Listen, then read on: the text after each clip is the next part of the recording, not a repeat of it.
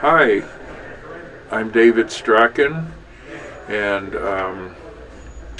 I'm a long-term HIV/AIDS survivor, and I was diagnosed with HIV back in 1986, having had the test in 85, and I was in the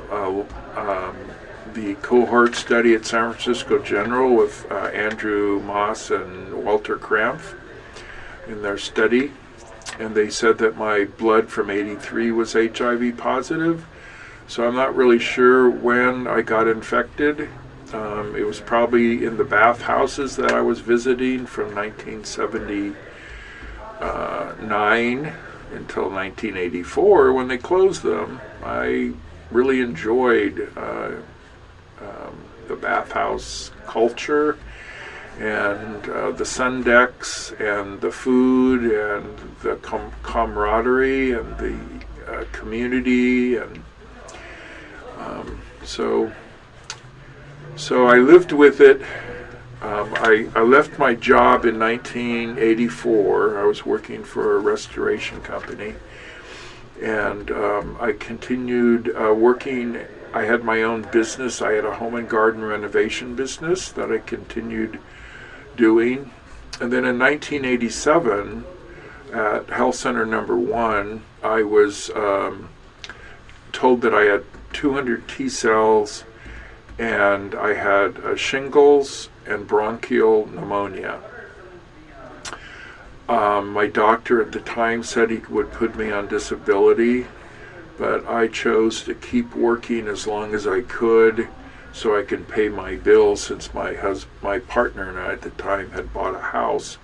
So I worked until 1994, and my neuropathy was so bad, and I think at that time I was on AZT on a low dose. So at that time I decided I really needed to stop working, so I went back to the doctor and he filled out the paperwork, and I went to the AIDS benefit counselor, and they did the legal stuff to get me on disability. I think it took 3 tries. So in 1994 I went on disability. I stopped my business. I figured that I would be dead within 2 or 3 years. I sold my truck. I sold a lot of my equipment and tools and everything. I basically got my life in order and prepared to die. But here it is, 20 years later. I'm still here. I think my story is really more about staying alive. Became my new religion. It became, I should say, staying healthy, trying to do everything possible to stay healthy. I had a couple of close calls, one in 2000. Actually in 1998, I should say, that was when I actually had an AIDS diagnosis.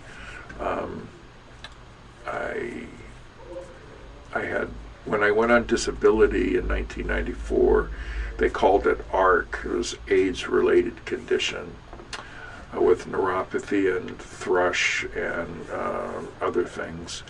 But in 1998 was when I actually had an official AIDS diagnosis, because my T cells dropped under 200.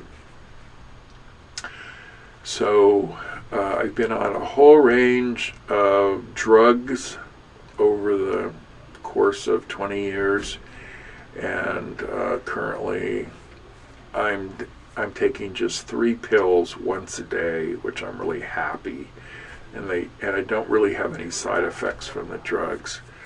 I did meet my partner Peter Tannen in 1978 at a bisexual potluck in Sunnyvale, California, and we're still together. We got married in 2008, which was really a joy to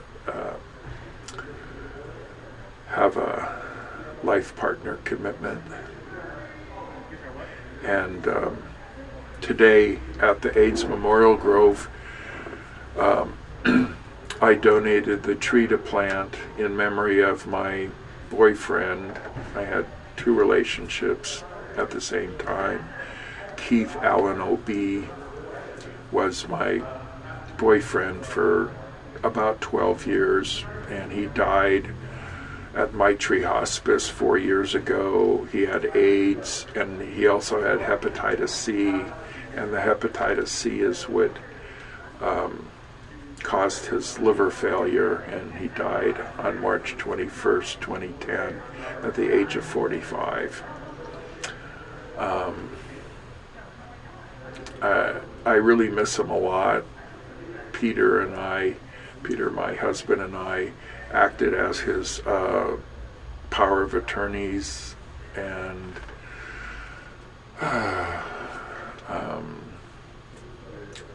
it was really hard to lose him. I really wish he was still here. I miss his friendship. I got things from that relationship that I don't really get in my relationship with Peter, but Peter gives me different things than I had with Keith. So I feel blessed that I've had 2 really wonderful relationships in my lifetime. I'm sorry Keith is no longer here, but Peter